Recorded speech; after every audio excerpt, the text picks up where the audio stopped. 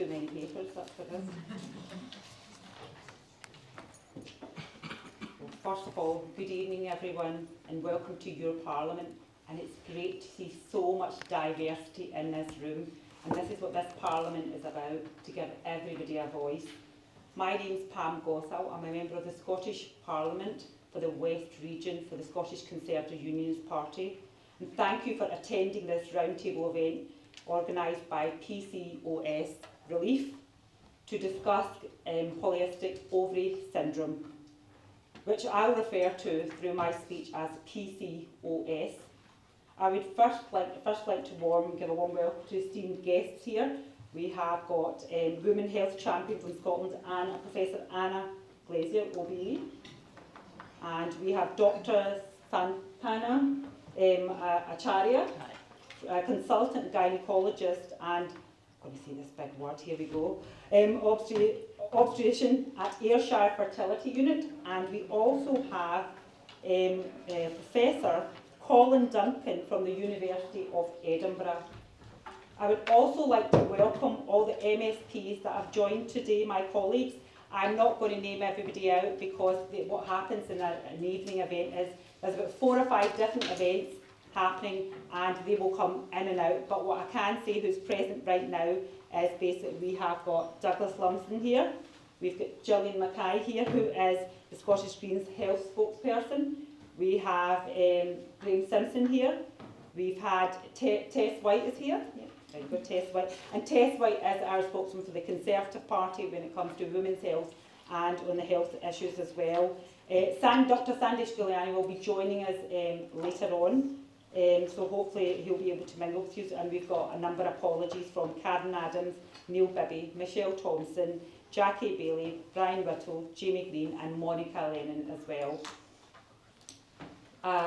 Obviously I would like to thank a special mention to Chand Kaur from PCOS Relief for arranging and hosting today. So thank you for allowing me to sponsor such an important day. Chand first reached out to me about a year ago. She came into my office and she was looking for an appointment, and she wanted to raise awareness on PCOS and support the lives that are really affected. And I'm sure today we're going to hear a lot about people that are really affected with this condition. As many of you will be aware that PCOS is a hormone reproductive disorder that impacts how the female ovary functions. Unfortunately, there is around about 1 in 10 women in the UK affected by this condition, and when Chand approached me, we talked about the condition of PCOS, but we actually talked about things like what classified as a taboo, especially in the ethnic minority communities.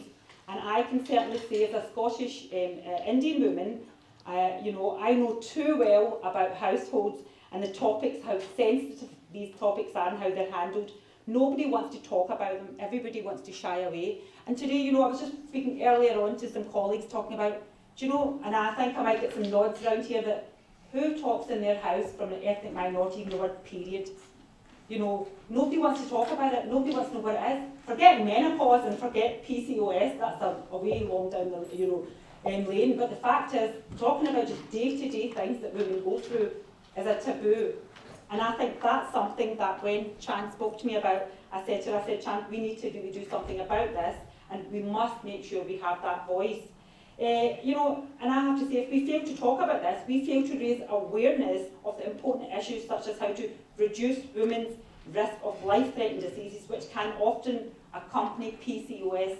Conditions like infertility, type 2 diabetes, cardiovascular diseases, strokes and much more life-threatening diseases out there.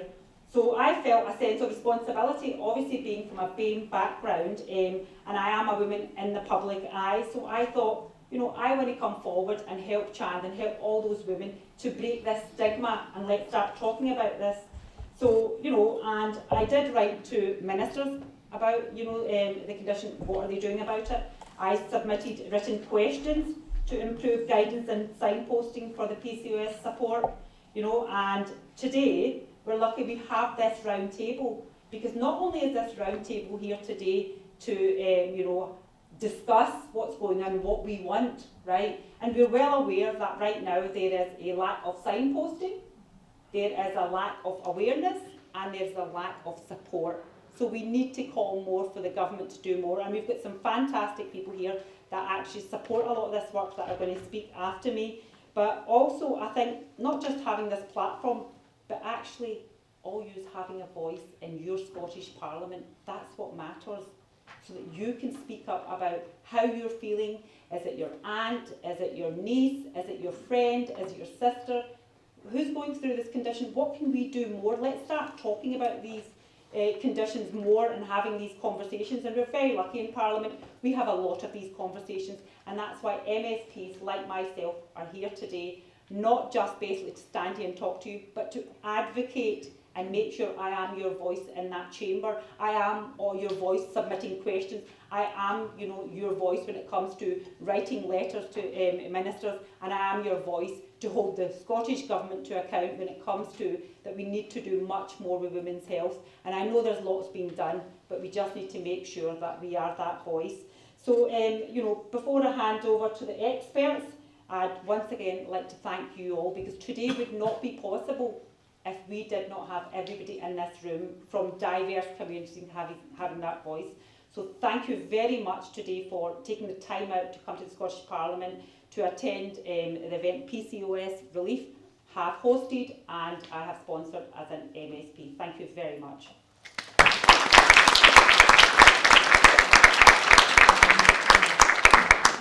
I'd also like to say, because you've probably noticed there's quite a few photographers, the STV were here and happening, so if there's anybody that doesn't want their in the photo, you're more than welcome to go to the back or just say to somebody around the room. But these photographs will only be used for social media for raising awareness, so you're not getting pointed out, you're just, it might be your back, might be your front, it's just more about so that we can raise more awareness in social media. And just to let you know why STV was here, I'm sure Chand will say a little bit more. And it's great Chand has got STV here, because STV are interviewing different people, people with experience, interviewed professors, interviewed Chand, myself, and they will be putting together a programme and putting that out all together. So there you go, already we are having an amazing platform out there in the media so that people can listen to us. Thank you. Thank you.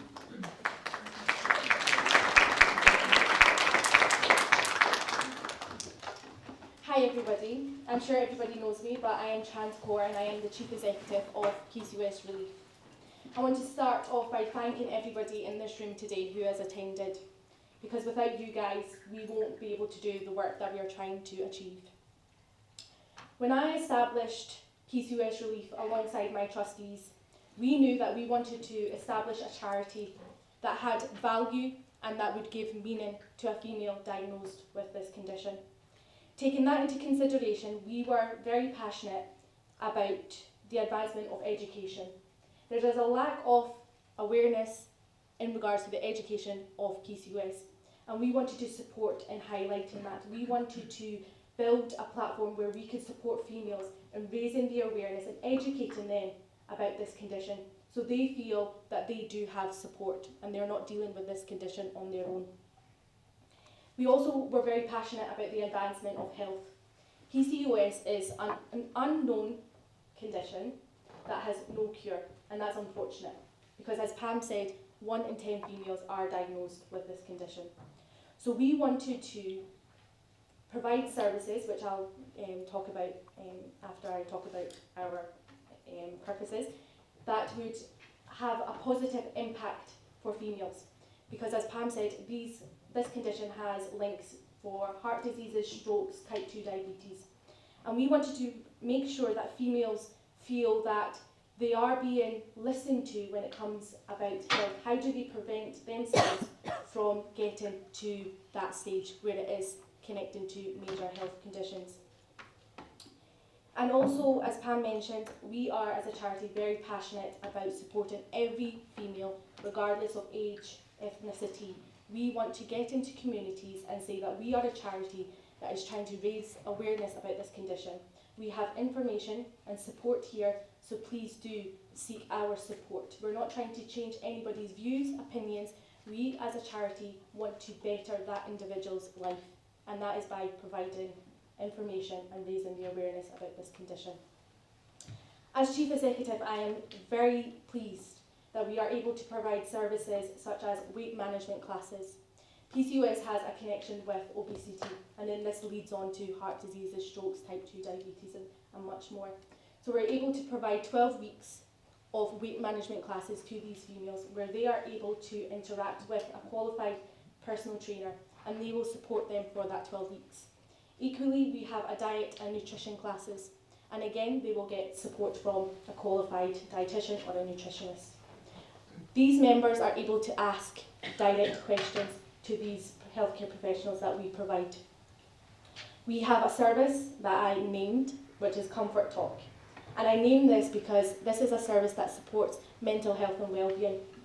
With any health condition, it obviously has an impact on your mental health. And again, with PCOS being a link to infertility, just think about the impact a female is going. Will she be able to successfully conceive? And if not successfully, will she be able to conceive in the first place? So this is why I was very passionate about putting this service in. And also, another service is where we as a charity go into holy places such as the Gurdwara, the temples, the mosques, and we make sure that we are raising awareness respectfully within these areas. I can proudly say that we are supporting over 2,000 females UK-wide, and I am so honoured and I am so blessed that as a charity we are supporting this amount of females. Females come to us and they express their concerns, not just about themselves but about their future, and we want to make that change, and this is why we're so passionate about raising the awareness. I want to thank Pam again. Pam has been a massive support, and this is why I got Pam flowers. And just a disclosure, a year ago I said I'm going to get Pam flowers as a thank you, so this has been a whole year waiting, and when I saw her I was like, Pam, I got you flowers. But thank you so much, because it's so important for somebody diagnosed with a condition like PCOS, not being able to manage it or know who to go to and feeling the lack of support. For having Pam to actually support us today shows that the Scottish Parliament actually cares. And today or tomorrow will be a better day for somebody diagnosed with this condition. Again, I want to thank Professor Anne, Colin and Dr. Santano for attending. It gives me great honour that you are on the panel discussing this, because it's so important that, again, as I mentioned, raise the awareness about this condition, as 1 in 10 females are diagnosed. I'm going to stop there because I do know I get very passionate, but thank you so much for coming, and if you do have any further questions, please do feel free just to grab me afterwards, and I'll be more than happy to have a chat with you. Thank you.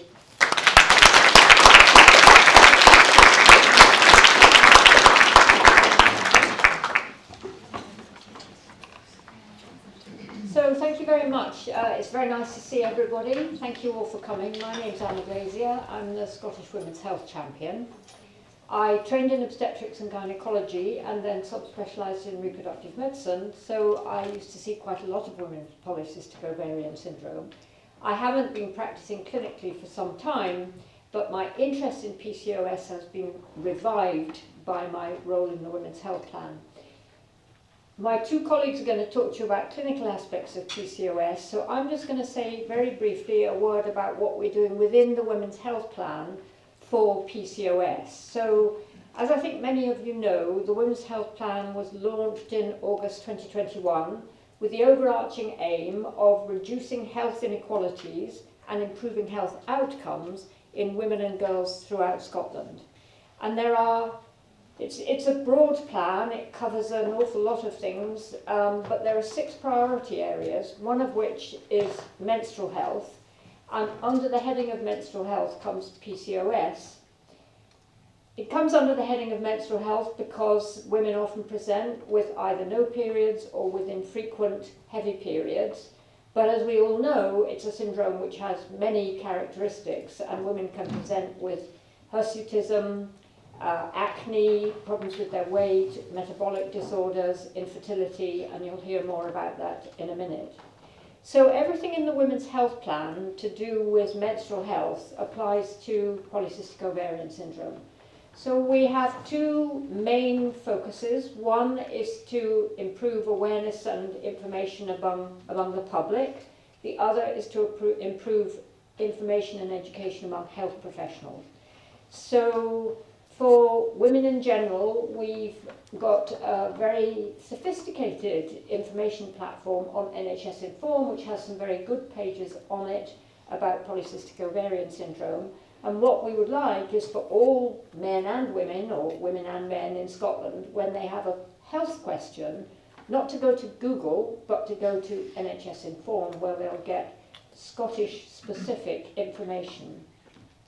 We've also been working with the Health and Social Care Alliance to improve information among women with various menstrual health problems, and Professor Duncan and I did a webinar with the Health and Social Care Alliance fairly recently on PCOS, which some of you may have joined in. And we have a programme working with NHS Education Scotland to produce a training package for primary care for nurses and for general practitioners and for pharmacists working in primary care to improve their level of confidence and education about menstrual health, including polycystic ovarian syndrome.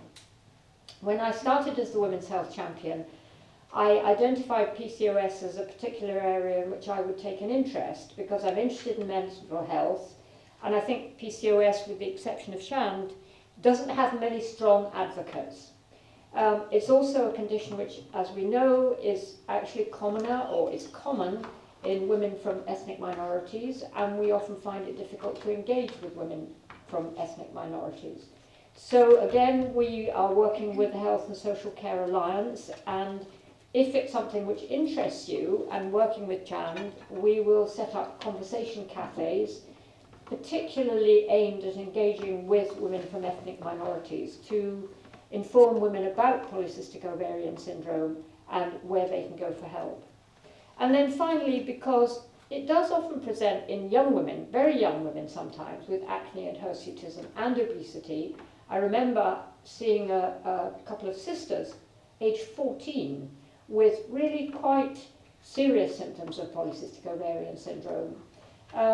So that because it affects young women, and because learning about menstrual health is in the Scottish curriculum on relationships, sexual health and parenthood education, we have included PCOS in the educational resource on what is a normal period and what is an abnormal period, so that we can encourage young women who are having abnormal periods to speak to their GP about it.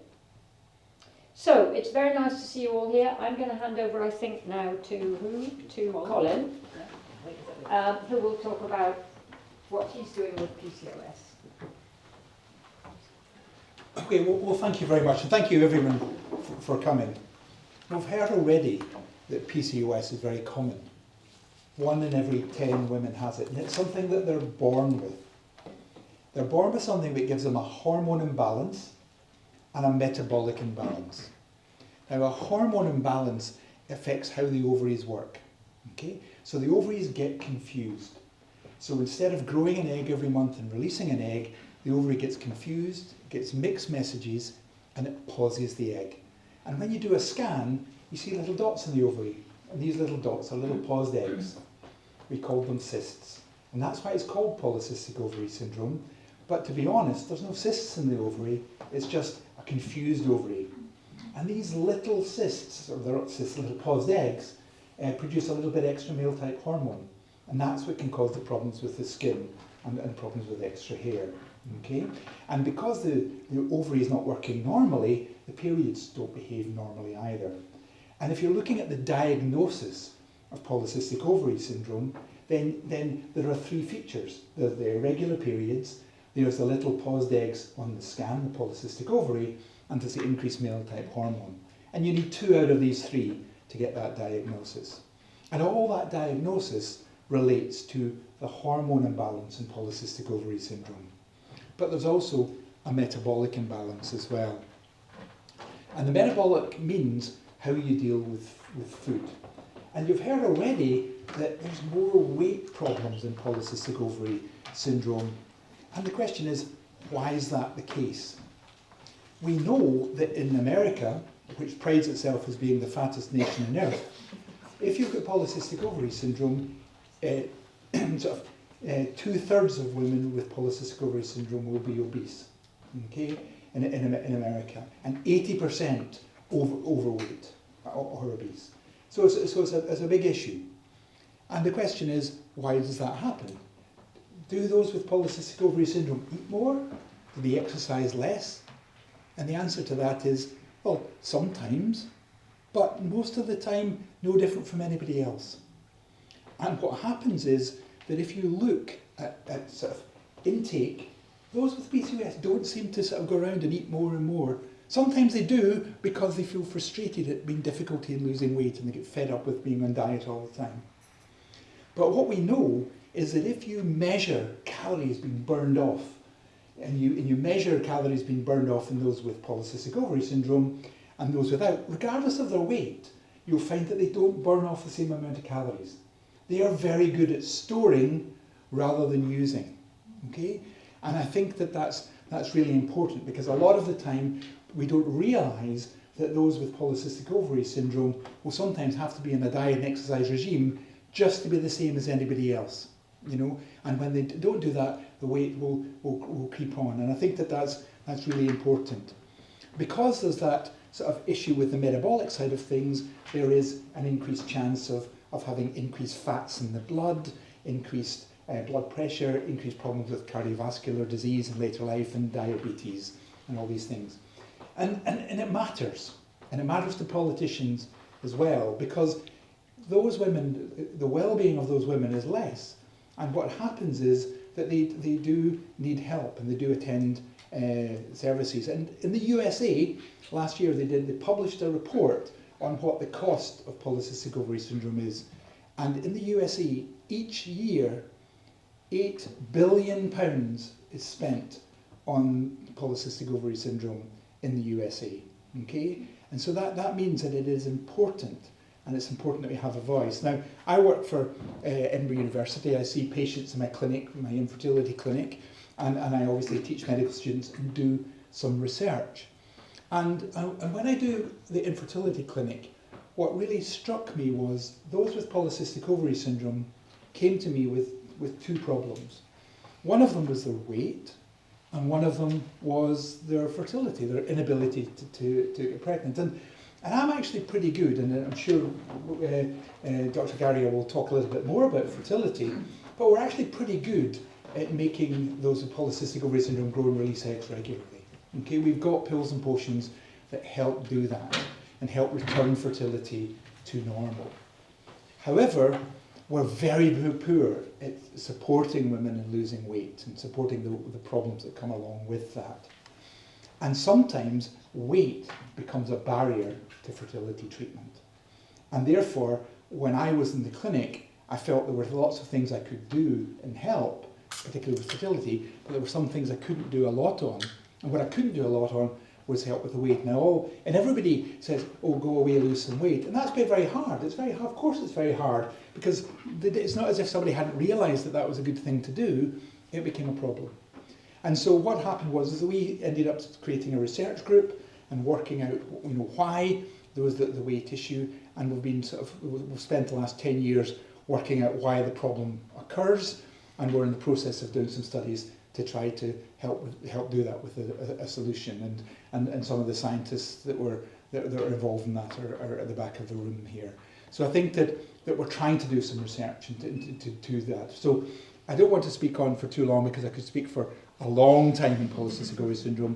But one of the things that we did was we created a little animation to try to explain a little bit more about polycystic ovary syndrome. And if you go to NHS Inform, I do believe that the animation is there for people to see, and it's worthwhile sort of looking at it, and hopefully it explains a little bit more, you know, about the condition. As we've heard before, there's no cure, and what we want to do is we want to sort of treat the things that are an issue at the moment.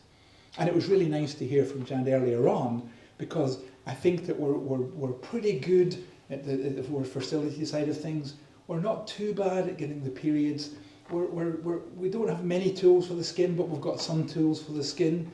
But what we're really bad about doing is supporting those with requiring weight management, and also and also the counselling, because I think that there's a lot of mental health issues, a lot of eating disorder issues, and I think that we really need to focus, a lot more in that, as well as sort of the weight management. And I think we're not so good at doing that clinically, and that's why I think the charity is very important.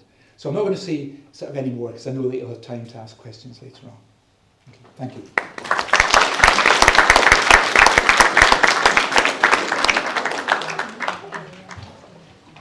Good evening, and let me start by thanking especially Chant Kaur for inviting me to come to this occasion. This is a topic very close to my heart, and after today I hope that all of you would actually take it to heart and do something for millions of women around the world who are suffering from PCOS.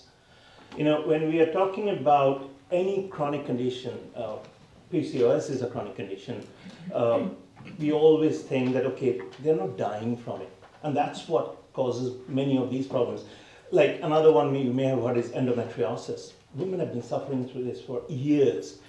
For endometriosis, it takes 6.5 hours to diagnose endometriosis, 6.5 years to diagnose endometriosis. PCOS, we don't even know. Most of the times we diagnose them when they can't conceive or they are not having a period. And because having a baby or not having a period is not thought to be that important, categorically over the years we have ignored it. However, all of us know that WHO definition of health is not just physical, but social and psychological well-being. And there is a huge amount of psychological issues which can happen with PCOS. Obviously, my esteemed colleagues have already spoken about some of the medical side of things. What I would like to talk about is that this is particularly relevant for ethnic minority people as well. You've heard by now that everybody's stressing it's 1 in 10 women suffers from PCOS. Imagine that any other thing, if you have a road traffic accident 1 in 10, you wouldn't kind of be here. Anything that is 1 in 10, any event on earth, you'd think that no, that's serious. Although we always talk about, if you go to, I'm the lead for Royal College for Global Health, so any country I go to, they always can tell you, it doesn't matter whether it's Sudan, Bangladesh or Nigeria, they'll tell you what their maternal mortality rate is, how many babies die during childbirth. But if you ask anybody, and even many of the reasons in this country is how many people suffer from PCOS or pelvic pain or menopause, people don't know. However, it's interesting that a woman gives birth only between, say, age of 20 and 40. You're talking about 20 years of a woman's life. Whereas PCOS, for example, starts very early on and actually continues even after menopause. The thing changes, it's no longer about fertility after menopause, but some of the residual effects of PCOS, like diabetes, blood pressure, you heard about this, they come much later. So in terms of the ethnic minority, I trained in India, and then I trained in Yorkshire. In Bradford, Leeds, we have a huge number of South Asian community people there. So we found that it's kind of 1 in 5, actually. It's not in 1 in 10. It's 1 in 5 women from South Asian countries, especially India, Pakistan, Sri Lanka, and Bangladesh, they suffer from PCOS. And not just they suffer from PCOS, actually it's a life-changing thing for many of them. Pam was telling earlier on that a woman suffering from PCOS, when they can't even talk about periods, to talk about PCOS, it's not even in the kind of syllabus. So what happened I saw is that in my clinic in Leeds, Bradford area, and also in India, that many girls will come not having a period, but they will not kind of talk about periods at all, simply because that means that they might not be a good candidate for getting married. If you are having extra hair on the face and acne, you are no longer a candidate for the matrimony thing at all. So that it starts there. It starts again, that has a huge psychological issue there. And it doesn't end there, because even if you get married, then you're not getting pregnant because of PCOS. And therefore, not having pregnancy may lead to marital disharmony and divorce, and even in extreme cases, suicide. People don't talk about that at all. If you search in Google, you'll find that women has committed suicide indirectly from PCOS. So therefore died from it. So therefore we are all very passionate about this condition that needs much more thorough kind of government funding, awareness, and although we work with the NHS thing, we know that NHS is stretched to the limit. So charities like PCOS Relief is a place where we get complementary things done with the NHS. Because when I send my patients in Ayrshire for a dietitian, firstly, it's a 6 months wait. Secondly, that they're tackling with various different things. It's not about PCOS, it's not individualistic. So therefore, it's very important that we can actually signpost to charities like Chance, where they'll get that individual help, where they can talk about the condition, where many of them have never been able to talk about it. One of the difficulties with, I've also been asked to talk about fertility, and I can go in hours till tomorrow morning actually if you're talking about PCOS. But in terms of fertility, this is one of the conditions actually, it doesn't need things like IVF. People think that, okay, I'm not able to conceive with PCOS, but they can. Although 70% may be having difficulty in conceiving, but 30% even can conceive without any help. And even if they need help, vast majority, if there's no other issues at all, will conceive with simple tablets, which are inexpensive, doesn't have much side effects, something called letrozole or clomiphene. And these are simple treatment. So therefore, any woman who we meet next time thinking that I won't be able to conceive, I have PCOS, it's not the case. Help is at hand, and this can be easily offered. Now, weight is one of the difficult things that we always find in our clinics, as Colin was mentioning earlier on. And when you talk to somebody, within NHS, if you break your hands, if you are fat, they will not say to you that, oh, we're not going to repair your hand because you're fat. They'll not do so for any other things. If I get my gallbladder removed, they'll not say, something your BMI is 28, 29, less than 30 still. But they will do so if you are trying to have a baby. Why is that is the case? So many people get kind of get annoyed. Why the first time they have heard about this? Colin said that they know that they have to lose weight. When they come to the clinic, they are pinning their hope that after a long time having the diagnosis, being referred by the GP, and they've come to see a doctor who finally will be able to give some cure. Firstly, we can't cure PCOS. And at least we could help with the fertility side of things. But there are reasons why we have to have these cutoffs of BMI. And it's not just treating the woman in terms of fertility, but actually to have a healthy mother with a healthy baby is what is final aim for all of us, including the patient who is sitting in front of you. So therefore, when you are talking to patients or women with PCOS, if you are having that kind of power to influence them, then tell them that weight loss is difficult, we understand, but there is a reason why we say that weight loss is important. I think I'm not going to talk more about kind of things there in the fertility type of things, but it's very important to remember that there are easy things which we can do, and it doesn't have to be IVF and test your baby and stuff. There will be lots of people here, so lots of questions which will be flying our way, I'm sure that, and I'll be happy to answer them. But thank you very much for listening to us.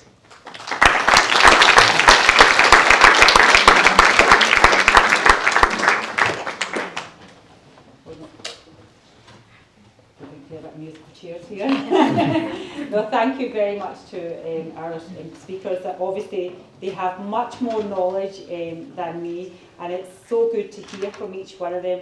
The fact there's so much behind PCOS. And I'm sure you're bursting with questions here, so I am going to try and push this down, and I'm going to open up to some questions. And if you can say your name, and if you can just say who would you like your question directed at, and we've got these experts on the panel, and they can help you out, yeah? I can kick off if you want. Move this out the way, sorry.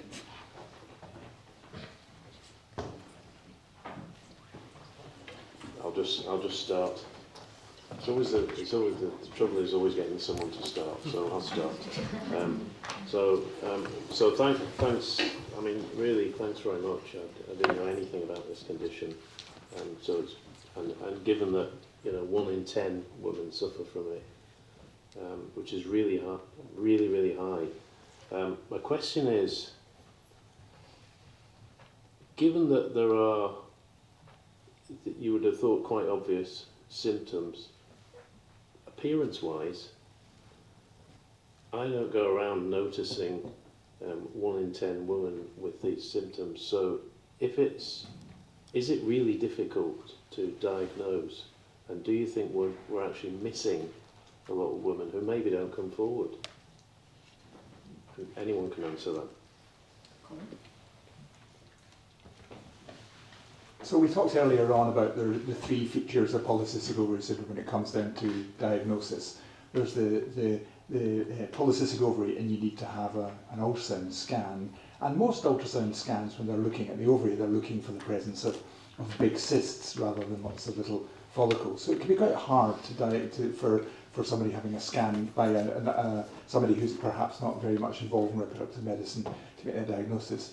However, you don't need a scan to have a diagnosis, because if you have got irregular periods and problems with your skin or increased male type hormone, then that can make the diagnosis anyway. But I think that sometimes people are reluctant to make that diagnosis without the scan, and then accessing the scan that's appropriate can be challenging.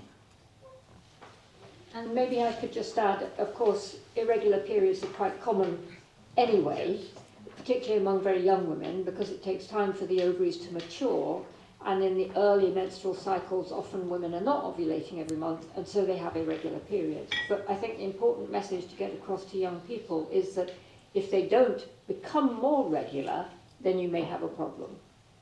And certainly if it's combined with acne and hirsutism and difficulty losing weight, then you almost certainly have a problem. And I'll just I'll just add to that actually ultrasound scan within Ayrshire, in fact in Glasgow as well, we don't have first line of management is diagnosis with ultrasound scan, because it's an expensive thing. It takes a long time. So if they do a blood test, as somebody else has said, it's a blood test and symptoms, that's good enough to diagnose. But answering your question, which you said, why is it people not getting diagnosed? That's what the summary of the question was. Because it comes in a spectrum. Medicine is something which is unlike mathematics. 2 + 2 is never, probably 5, and sometimes rarely 3, and probably 4 sometimes. So in a spectrum, although some of these symptoms may be there, but they don't always allow you to make the diagnosis easily, and it takes a long time. Importantly, that at an early age, it's even more difficult to diagnose. So we are loath to diagnose it till a woman turns, say, 18 or 20. Thanks, Pam. Thanks, everyone, for your expertise. I have PCOS, and I've learned something about my own health condition this evening, so that's good, and probably points to some of the things that you were all saying about how we continue to educate everyone and people with it as well. My question is, how do we go about raising some of the awareness, particularly among clinicians and the wider public, on this without creating a further stigma? There will be a stigma around a lot of and there is a stigma around a lot of the clinical symptoms of this condition, and actually we're going to have some really brave people who come forward and give many of the MSPs their stories to be able to advance this. How do we do that, particularly around some of the weight management and things like that, so that we're not entrenching stigma through how clinicians are speaking to patients, and just through general awareness, I suppose, for Professor Glazier as well? Well, I guess if we get the message across that it's harder for people with PCOS to lose weight than it is for the rest of us, then that's an important thing to try and stop stigmatisation, because I think it's being overweight that has the biggest stigma. So maybe that's an important message we need to get across, and we will certainly pay attention to that in our NHS Education for Scotland package, which we're doing for primary care, and we'll make sure that that is emphasised. But I can't think of any other solution. Can I? Just to add, obviously, with the work that we do, and this is why we provided these services, because females need to be tailored and cared for. So as we obviously all mentioned, weight is a massive problem, but I think when they know that there are services, instead of waiting on the NHS for 6 months to a year, where they can go, for example, like a charity to like ourselves or any other charities, they have that instant access of support. Now these females, they don't have any information, or the information that is given to them is very limited. So again, females would be more acceptance to go out there and seek that support. And I think the work that we do is, especially, we are having to raise the awareness, and obviously it's impacted today with people coming forward. So yeah. Yeah, I think one of the biggest impact would be when people tell their own stories. We heard recently, like when somebody in the BBC came and said that I had menopause, the number of people who are seeking help from the GPs went kind of fourfold, because you can associate somebody. So when somebody watches the video of Chand, or you come out and say, when they do it on STV, for example, I had this, it's a huge impact.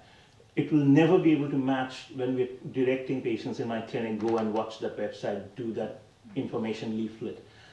We all know that very famous people, like, for example, Emma Thompson or Victoria Beckham, they all had PCOS. Victoria Beckham went on to have 4 children without needing any help. Emma Thompson went up to IVF. So these are things which raise awareness far more than anything else. That's kind of my personal opinion. And the STV cameraman told me that somebody on Emmerdale has PCOS. So there you go. I think there was somebody in the back. Did you say? Yeah. Dr. Sandesh, then we'll have Faisal, and then we'll have Krishna. Thank you.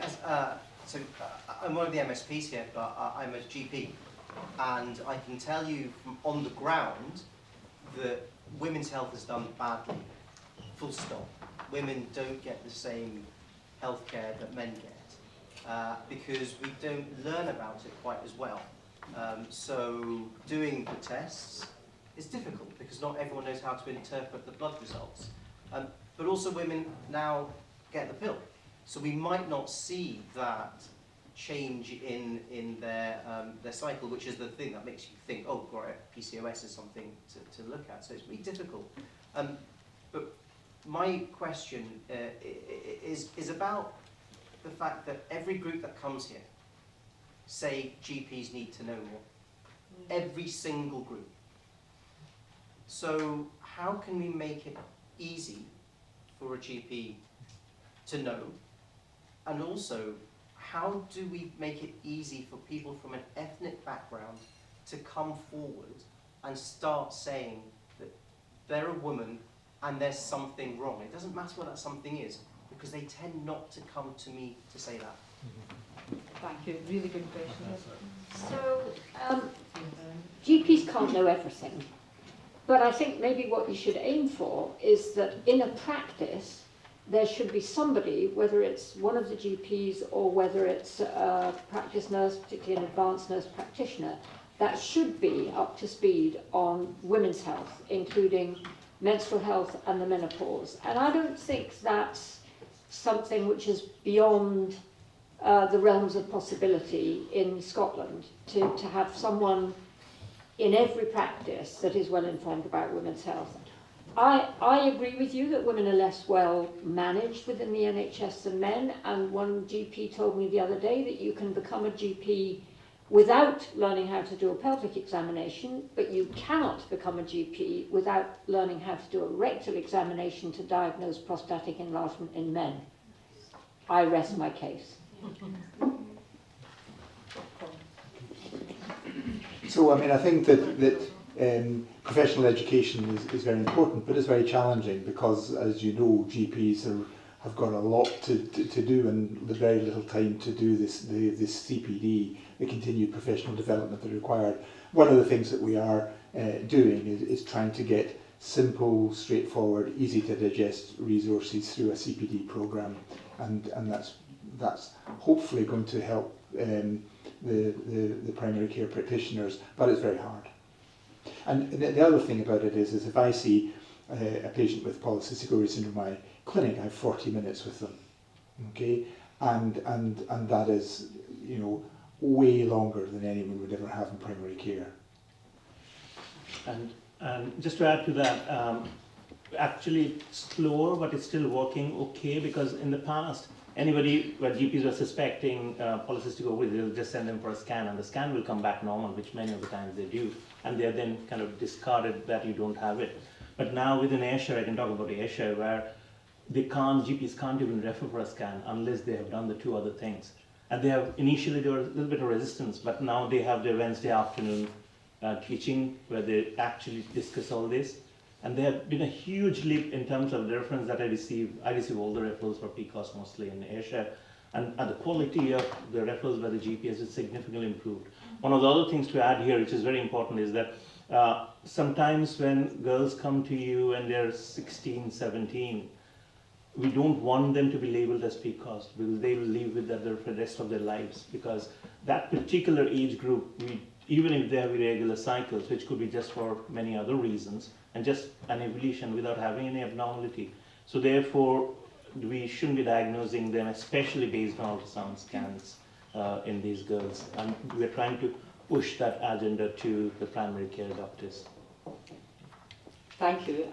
I'm going to ask Faisal Chowdhury, my colleague, to say his question, but before he goes on, me and Faisal today were just discussing this, that Faisal had spoken about obviously not naming the person. I don't know who it is, but you know, a married couple, a woman going through women's problems or conditions, whatever you want to call it, or day-to-day just things, and it was menopause, and she doesn't know what it is, she can't tell the husband's feeling that basically there's something wrong in the relationship, then he thinks of separation, divorce, and he thinks of marrying somebody else, you know. And I've just said that because I know you're going to go on to ask your question, but and he's going to mention this, but this is what it is, real live information coming to us as MSPs.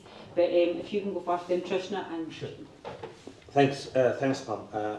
Guys, I don't want to make it feel like it's only MSPs asking the questions. So far, I think it's all been MSPs. But I wanted to get involved and just continue what my colleague Sandesh said. I don't want to repeat what he asked. It was a very important question, and I think the answers are quite positive. But that's the first time I heard about PCOS when me and Pam was talking about earlier on. What are you guys doing? And it is concerning me as an ethnic minority person that 1 in every 5 have that. So what are you guys doing, or professionals doing, to make sure that ethnic minority people are aware of this? And I think most of the time, even if the guys know it, it can help. What we discussed earlier, what Pam said, because for ethnic minority people, it's very difficult. It's a language barrier. A lot of people have issues. I don't want other people to know, even though they're going through the difficulties. And we know it because we're MSPs, people are talking to us. But should you guys be doing anything more to tell the community, or how do you engage the community? So I take pride in being British Sikh, a woman of colour, and being the chief exec of this charity, because I do know that this, again, how you mentioned, this condition is classified as taboo. It's a sensitive subject within the ethnic minority community, because of the sensitivity around infertility, the terminology, the future of that individual, that female. And I think we are very passionate about getting into communities very respectfully. And I've been very good at doing that, because I understand the community, I understand the barriers, I understand the restrictions, and I also understand the language. And it's about changing that we're not here to change your views or your opinions about anything. We're here about providing healthy and supportive information to that individual that can be life-changing for them, okay? And now when we say that with PCOS, there is no age of when you can get diagnosed. And what I'm very passionate, and I want to continue to working with Professor Anne and Professor Colin and Dr. Santani, and even Pam as well from the Scottish Parliament, is about raising the awareness about the condition, but also raising the awareness about the terminology. And this is something that we need to be very open about, because yes, there are terminology that should not be used or can be changed. However, we want to acknowledge that, and we want to use the terminology that is suited for that individual and suited for that community. And this comes by, for example, myself advocating that, being a woman of colour and speaking to these people, so we can actually open up that openness and say we're not here to do anything apart from provide that information. And again, working with these professionals allows us to do that as well. So yeah, hopefully that answered your question. Let's hear some from obviously outside MSPs now. Krishna. Hi. Firstly, I'd just like to say that we're really, really proud and really grateful to Jan for taking this step and actually standing out and standing up and saying that this is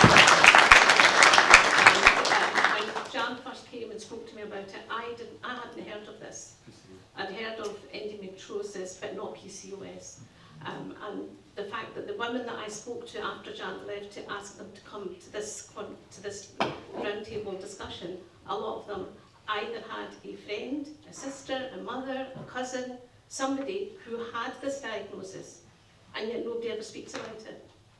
And I'm just going back to the Women's Health Plan. I have had a quick look through it, and I didn't see anything mentioning PCOS. So I don't know if I've missed it, but I definitely didn't, especially after speaking to Jan about it, and I looked through, and I thought, well, there must be something referring to it in there, but I didn't see anything. And then also to come back to Dr. Santana, what you have in Ayrshire and what you have developed and created, if the Scottish Government and the NHS would take your model, because you have created it, you've worked through it, that should be rolled out across all of Scotland and all the different health boards. It's not, you know, like you've done the work. And so that's where the change comes from. Not when somebody does it, and if you want it to be sustainable and for it to reach everybody in all the different areas of Scotland, then it's already there. You know, so people should not be turning around and saying, we don't have the resources, because you've done it. And your area is quite small, and I'm sure it's not got hundreds of millions of pounds of budget. So whatever budget you've done it in, that could be rolled out across, and women then can get the service they need. And they want, and then for the ethnic minority communities, I have to say that language isn't a barrier. We're not invisible. We have community organisations that have been running for many, many years that can get this message out and support them. But then the bottom line comes back down to money. This charity that you've set up, it's a charity. It shouldn't be a charity. It should be under the umbrella of the NHS and funded properly so that it can continue. And then it can reach more women from all ethnic communities, because you have the African community, you have the Chinese community. You know, all of these people are here, and they're all, and actually, the biggest thing for me is that they're taxpayers. So everybody's entitled to a service, and it's not about changing the whole of the NHS. It's actually the NHS, and when you say it's on their website, how many women in this room have actually ever went onto the NHS website to check out something? You know, whether you're Scottish or Asian or whatever, you do not go onto the NHS website to check that. So that is, for me, it's there, but it's not really doing anything. But you go onto Google.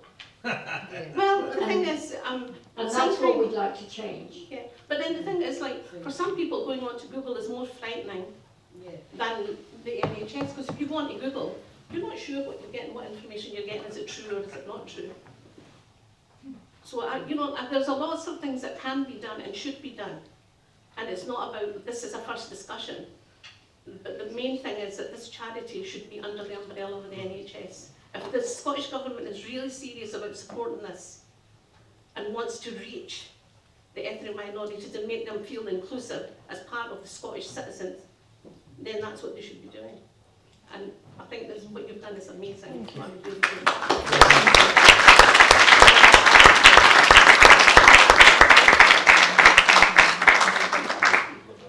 Thanks very much for bringing up a very important issue. And I have to say, in terms of the fertility side of things, we have something called One for Scotland. So therefore, for example, me, Colin, we all form we're chairs of different things about fertility. Like it used to be a postcode lottery in the past, no longer it is the case. And money has been invested to kind of work on this. I'm sure that after today, that people who hold the purse will think about PCOS, because as you say, majority of the people didn't even hear about PCOS. So if you don't hear about it, I always say this, I was recently in Bangladesh on behalf of the Royal College and saying the same thing as I was saying. And I say, when people ask, why is it that people don't know about menopause or PCOS or anything? I said, if 2 babies unfortunately dies in a hospital, it would be in the BBC this evening. Okay? If another 50 women die because of having menopause and psychiatric problems and things, it wouldn't come in the news.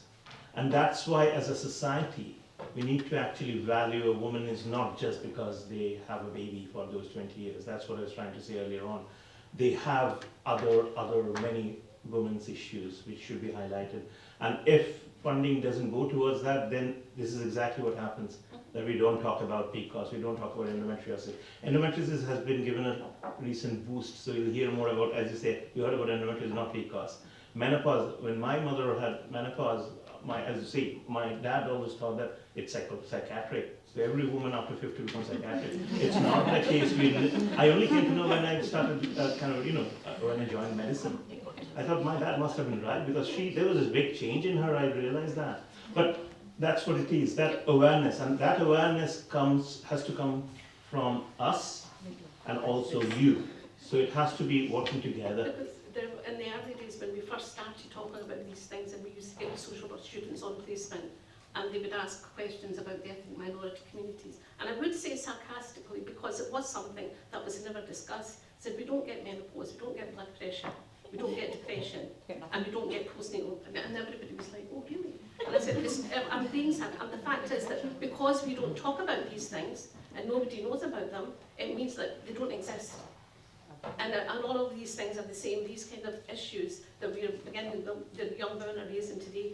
We shouldn't have had to wait this long, but I can only repeat this over and over again. It's the fact that this should be under the NHS umbrella. It should not be a charity. We'll come back to some actions at the end. I think, was it yourself, the lady in the white? Did you have your hand up? The stripe jump, did you? No? Okay, you can get in. Hi, my name is Paula. I have PCOS and I have a question, but also want to share a bit of my experience, if that's okay. You spoke about people being diagnosed with PCOS at a young age and how you didn't really like doing that. I was diagnosed at around 14. I was told by the doctor, don't eat sugar, and he gave me a prescription for Dianet. You guys spoke about how PCOS can affect your mental health, so the condition itself was already causing me difficulties in that area. I felt like a stranger in my own body. I had all these symptoms that I didn't understand, and also when your cycle is interrupted like that, it's very hard to, people get PMS. With PCOS, it's like another world of difficulty, and I was prescribed, so things weren't going as great as they could have been. It was harder for me to engage with school. I was a top of the class student. I played the saxophone, I did sports, I was very, very, my life was going really well, but I got diagnosed with, given Dianet. I don't know if you're aware, but Dianet was brought up by April, the Adverse Psychiatric Reactions Information Link. It has a black triangle on it, or did have a black triangle warning on it for depression as a symptom. So I became very depressed at a very young age, and I stopped engaging with school. I got asked to leave school, which is a nice way of saying expelled, because I wasn't engaging anymore. It affected my life in a big way, having PCOS and being prescribed Dianet with no real support. And I have read online that young people, especially if they're given Dianet, they should be monitored closely for how it affects them. My own doctor wasn't aware of what Dianet can do to people, and I guess my question to you is, are you more careful, for anyone that doesn't know, Dianet is a contraceptive pill that's supposed to help with the symptoms, and it can and it does, but for some people like myself, it has other things that it does. So my question is, do you still prescribe Dianet? Do you prescribe it to young people? Do you keep a close eye on them when you just prescribe it to them? Yeah. So it's always very sad and frustrating to hear people's lived experience, and thank you very much for sharing that. I mean, what happens is that a lot of the time the solution, or one of the solutions for PCOS, and certainly in primary care, is put somebody on the pill. Because when somebody's on the pill, their hormone imbalance begins to disappear. Now, there's still all the other features going away, but the artificial periods you have on the pill can mask that, and the pill can help your skin, and any pill will be able to do that. And some people will interact with a pill in a different way than other people. Now, Dianet as a pill has got a little bit extra male hormone blocker in it, and therefore it may be slightly better for the skin than other pills.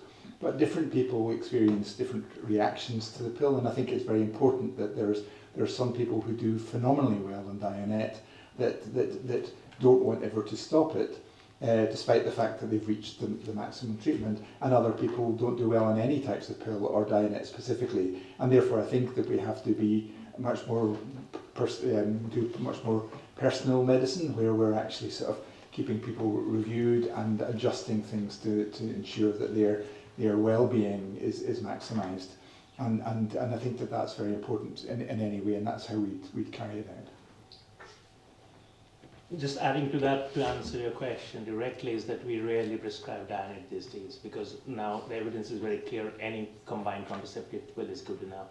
So anything else that we have, we usually prescribe that. Dianet is very rarely prescribed. It used to be the main medicine for PCOS to regularize periods. So when we were training, that was the main thing we always were told.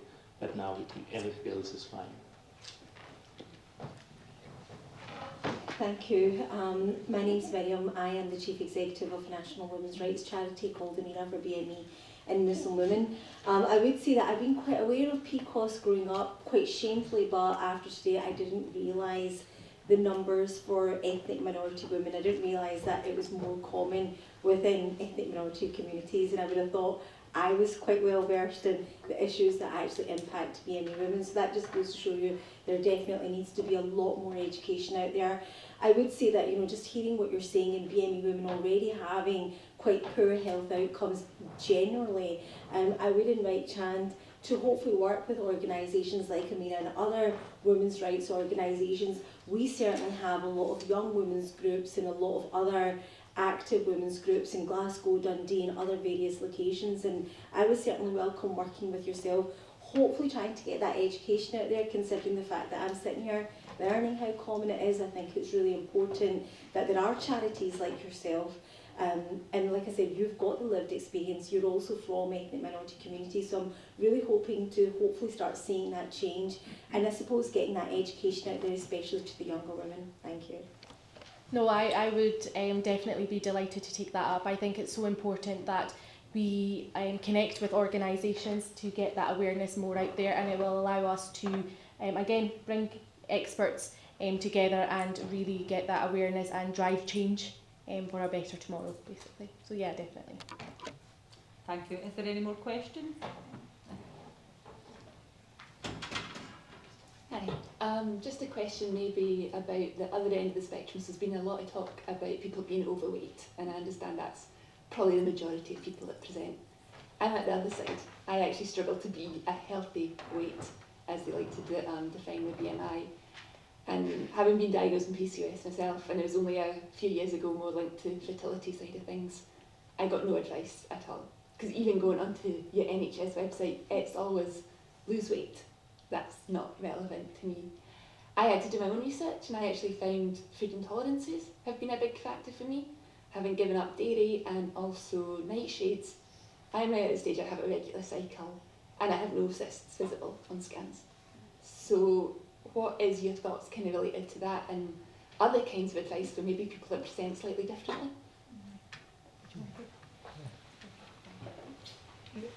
Yeah, no, it's very important, because obviously polycystic ovary syndrome is a spectrum, and there are those with polycystic ovary syndrome that have weight problems, and people like yourself that were on the other end of the spectrum, and obviously the management regimes are different for people, and one of the things you brought up was the use of food supplements and dietary changes and things like that, and I think. And there's a big scientific field called the microbiome, which is becoming quite important in polycystic ovary syndrome as well. The gut bacteria, which can have good effects or bad effects. And so I think there's a lot that we really don't know. And when it comes down to and I think that there's more out there that we need to know. But I think that one of the challenges is, particularly for dietary changes and food supplement changes, is these things tend not to be studied in proper studies, and everything tends to be anecdotal. And I think that's one of the challenges. But I think that there's going to be more and more data coming along about the gut health in lots of conditions, and polycystic ovary syndrome is going to be one of them.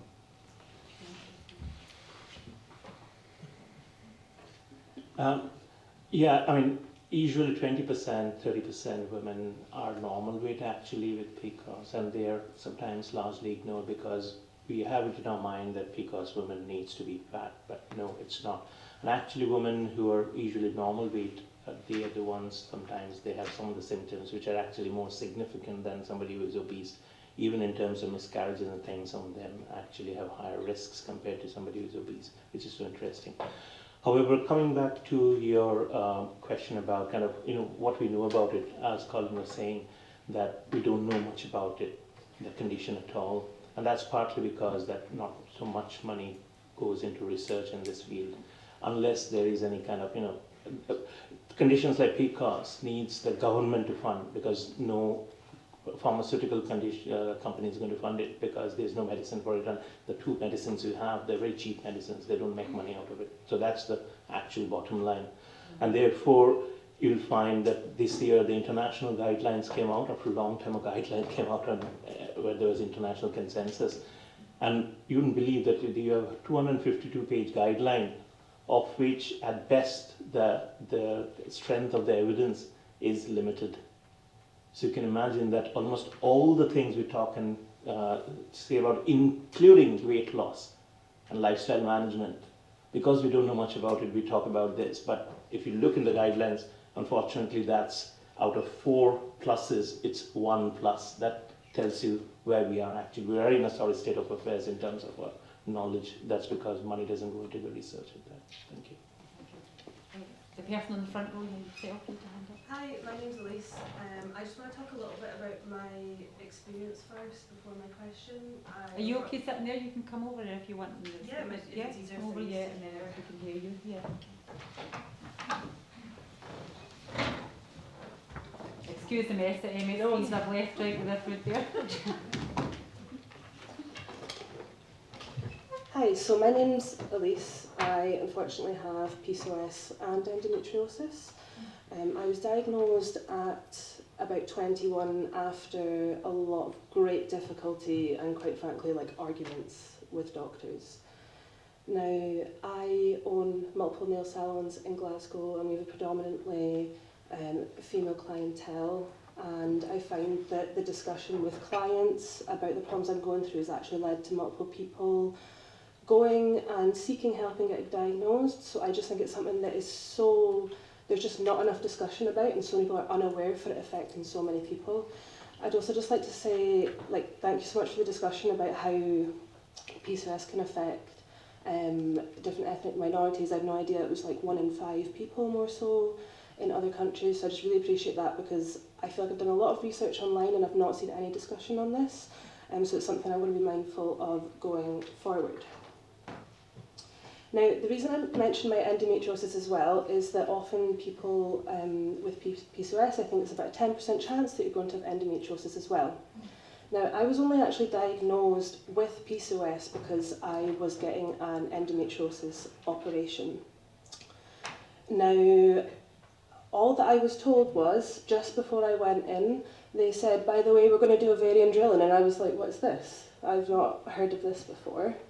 And they said, well, we think you've got PCOS. And I said, could you explain a little bit more to me about that? And she said, it's not a big deal, and left. And off I went to get my ovaries drilled. So the lack of information there to be told that you're going to be getting holes drilled into your body is just, it was really, really shocking. Now, one thing I'd like to say is my experience with gynecologists, in particular at Queen Elizabeth Hospital, has been traumatic. I had a doctor who told me, I've just got IBS, and I said, funny you say that, I thought you might, so I did an IBS diet and it didn't help. He then refused to send me for treatment, and I said I was so desperate at this point, it had been years, and I'd struggled with my mental health so badly, I said, and I didn't want to, but I was like, you're going to have to get someone to remove me from this room if you don't send me for treatment, because I feel like I'm losing my mind. Now, he reluctantly did, but before doing so, he got me to undress and just left me crying, and there was zero compassion, there was zero empathy, and I understand that we are in an underfunded situation with the NHS, but it very much felt like a power move. Now, when I went for my endometriosis operation, that is when they did the procedure for PCOS, and I actually found out that the endometriosis tissue had engulfed one of my fallopian tubes and it had basically killed it off.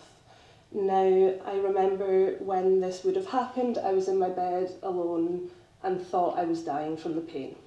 Now, if I'd been taken seriously by the number of doctors that I had been to before, this would not have happened. Now, I'm very lucky that I do not want children, but that also comes with its own issues when discussing PCOS, because I do feel like I am not taken seriously in my treatment for the condition because I do not want children.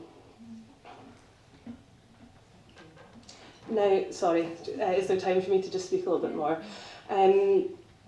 So I've only really found my information about PCOS online. I have had extremely traumatic experiences regarding my weight with a lot of fat shaming when this is a symptom of the condition. Now, I am a competitive powerlifter, I am extremely active, and I was provided zero information on how to help this.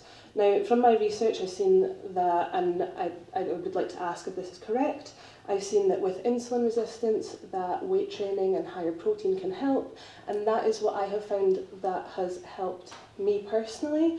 And for me, it was quite an easy change to do, and I kind of wish that was more available. So in general, this has had such a big impact on my mental health, the hormonal imbalances. Currently, I am getting zero help with what I'm going through just now, and hopefully I'm going to get tested to see if I am going through like early menopause or anything like that.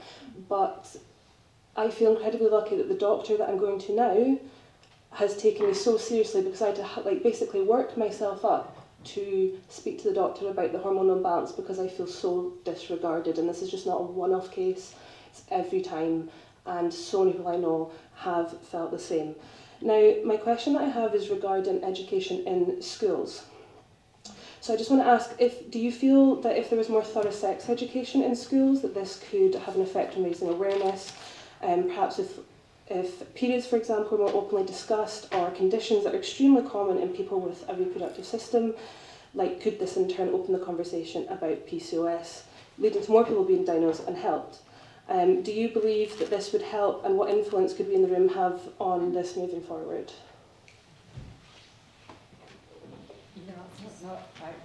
I'll let Professor Glazier talk about the education in schools, and what I'll do is I'll talk a little bit about your experience, and I can only apologise, as a gynaecologist, I can only apologise for that. I mean, certainly in our practice we have two clinics that are run. One is a fertility clinic, and another one is a reproductive endocrine clinic. So you're actually sort of seeing patients outside the fertility context. And I think that it's important that we continue to do that, because I think that you asked about exercise and weight training and insulin resistance, and I think it's very clear that makes a big benefit, and that's one of the things we talk about.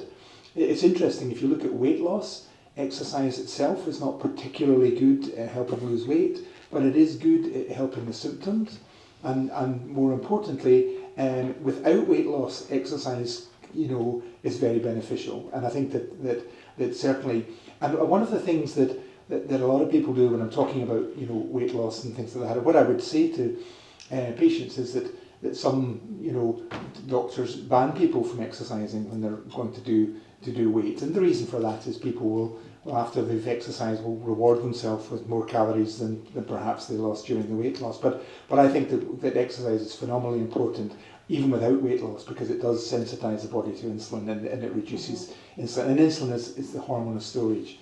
So I think it is important. And I think that a lot of people with polycystic ovary syndrome, like yourself, discover these things for themselves, and perhaps less so, with the information that we provide. But I'll pass over to Professor Glazier about education, which I think is a really, really important thing. So can I just ask you, Colin, am I right in thinking that actually you don't need to lose masses of weight? Okay. So with regards to weight loss, there was this interesting study, again in a fertility context, because in Australia, and what they did was that they got a group of people whose BMI was over 30, and they said, let's come to a fertility fitness program, and they did a program a little bit like the program that you're offering, and what they did was that half of the patients dropped out and didn't attend, and half of them carried on. So therefore, it's not randomised.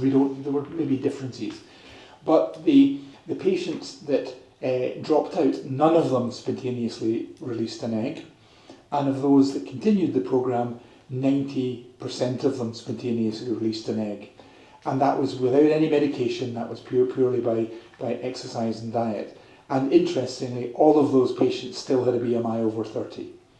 And what they found was that weight loss of 10% gives really big benefits. And that weight loss of 10% is, and now when we're hearing about the GLP-1 agonists, the Saxenda, the Wegovy, the things that are in the news just now, the weight loss injections, they do work in polycystic ovary syndrome. Whether they work as well in people who have got more food cravings, and because they do reduce your appetite, but they do seem to work. And these drugs are claiming more than 15% body weight reduction, and I think that we see big benefits after 10% in polycystic ovary syndrome.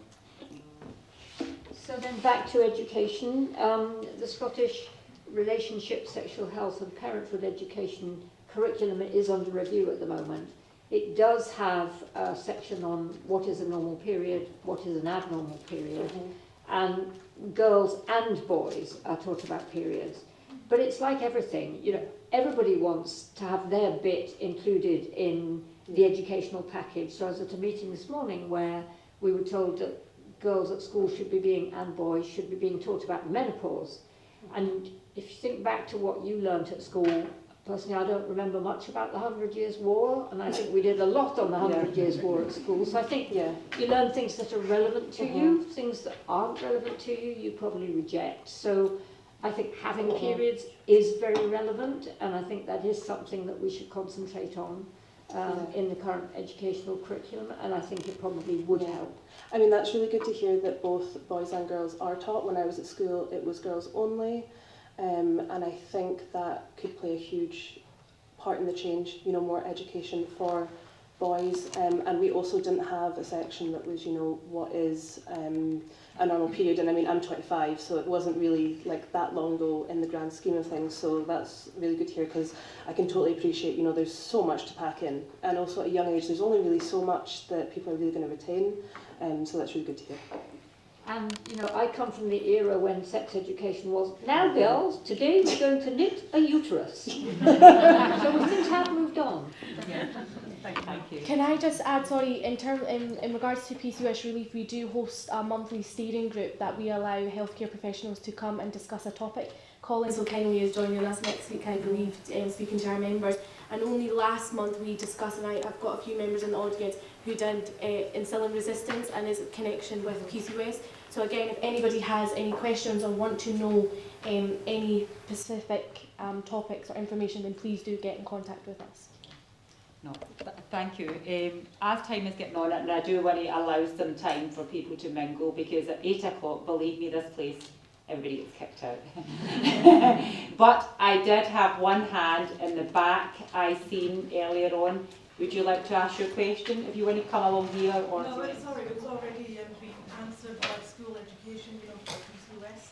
All right, okay. Can I, Melissa's been waiting. Oh, sorry, I didn't see you, Melissa. Yeah, on you go.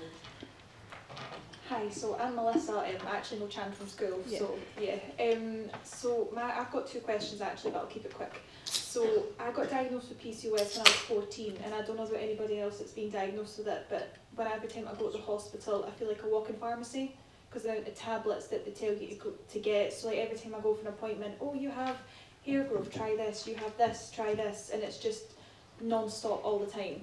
So I feel like I'm being treated for every symptom, but one symptom that I would have would be hair loss on my head. I mean, you get hair everywhere else, but not, it falls out on your head quite a lot. So if I was to go back to the hospital again, would I be then told to then take another tablet for hair loss, or do I try supplements? It's just, it feels like every time I go, because I'm actually at the reproductive and endocrine clinic at the Royal Infirmary, and I'm just, every time I go, it's like, oh, take a tablet, do this, take a tablet, do that. So yeah, my question would be, is it another tablet, or can I actually try like a supplement or something? My second question would be, again, I'm on all these tablets, but I was at the hospital a few weeks ago, and all the tablets I'm on, you can't be on them and try for a baby. So thankfully I'm not in the process of trying for a child anytime soon, but the professor did say that if I want to have a child by next year, I need to tell them a year in advance, because I'm going to have to come off all of my medication, and they're going to have to put me on insulin, which can also increase weight gain, and then I might get diabetes during the pregnancy, and then prenatal diabetes. Then after I've had the baby, I could then become diabetic anyway, and all my symptoms come back, and I'm not on any of my medications. So my question would be, is there more research going into this? Because if I'm working so hard for 10 years to try and get my PCOS to a place where I'm comfortable with it, to then possibly have a family, I have to come off every single thing, go right back to where I started, and then potentially be possibly worse off. Obviously I'd have a child, but I'd be worse off because all my medication, all my symptoms are back to square one again. But I can't go on it because either if I want to breastfeed my child as well, I can't be on that medication for them. So yeah, it's to see if there's more research, that if there's a way we can go on medication and also have a child, because I don't want to do 10 years of my life to try and get to a place where I'm comfortable to then basically sack it all for 9 months and then I'm sort of stuck. So that was my two questions. Yeah, and there's a rock and there's a hard place, and I think that we've realised that a lot of women with PCOS are somewhere in the middle, and that's hard. I mean, because what happens is that because there isn't something that will say take this and everything will go away, what happens is that you tend to focus on what's the most important thing at the time. But you're right, it may say, well, take this for the periods, oh, but that's not helping the skin. We'll take this extra thing for the skin, but then I'm feeling this way, and then take that extra thing, and you can see how things sort of build up, because we haven't got the universal pill. You're just focusing on certain areas, and you're right when you stop things. The good news is you don't have to do it a year in advance. I think that's good. But when you do stop things might deteriorate. The good thing about it is that when we talk about fertility, we say for fertility you need to be trying for a year before you can get referred up to a fertility clinic. But that's not the case if you've got PCOS. You can be referred immediately to the fertility clinic. And obviously, one of the things that we do in fertility clinic is try to make your ovaries work better. And when your ovaries are working better, they're not producing quite the same amount of abnormal hormones as they do when they're not working well.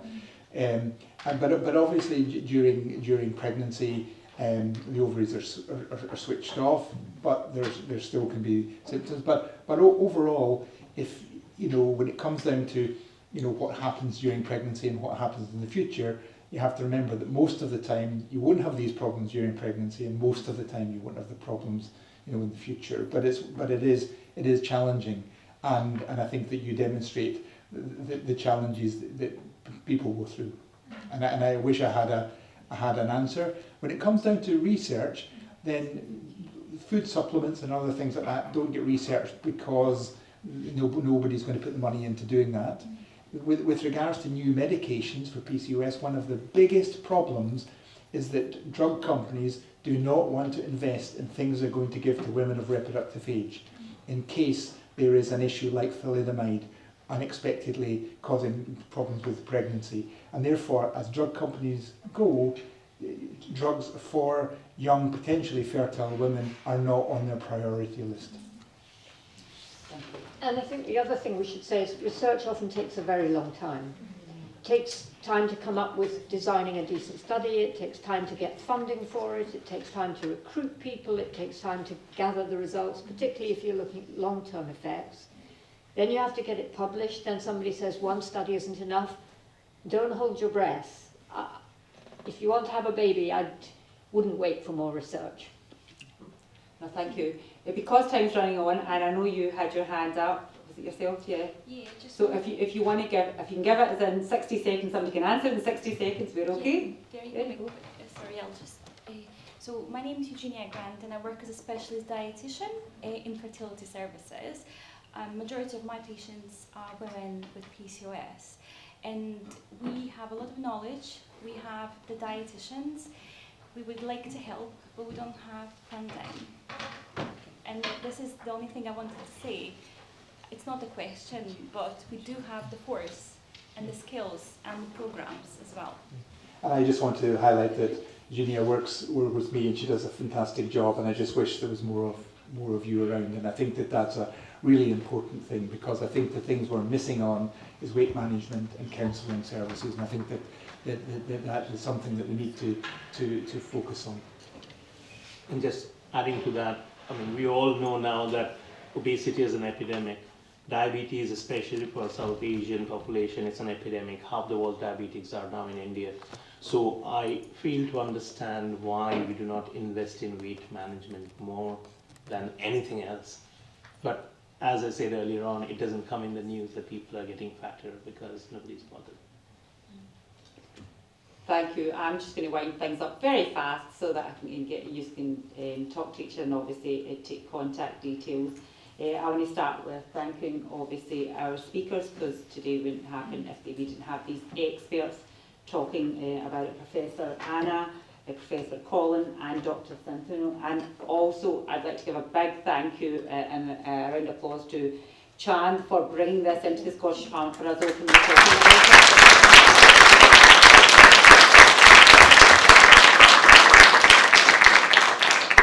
So, and I think also what's really important is today we've heard real experiences.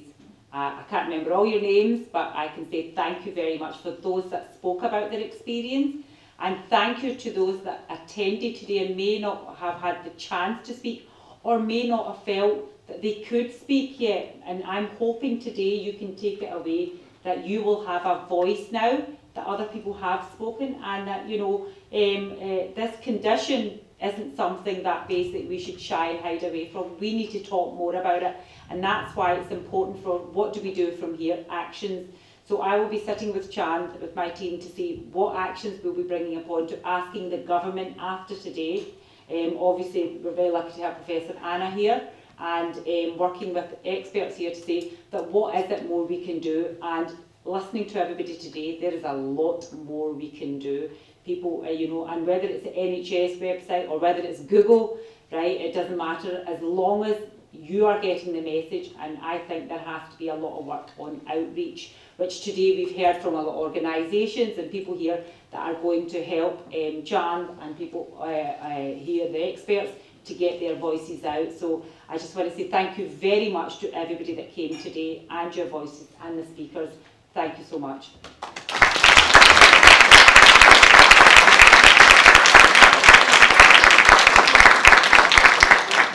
And just to say, Chant does have a board. If everybody wants to come in one photo, we can do that, and then just mingle till about 8 o'clock till they tell you to leave. Thank you so much. Thank you so much.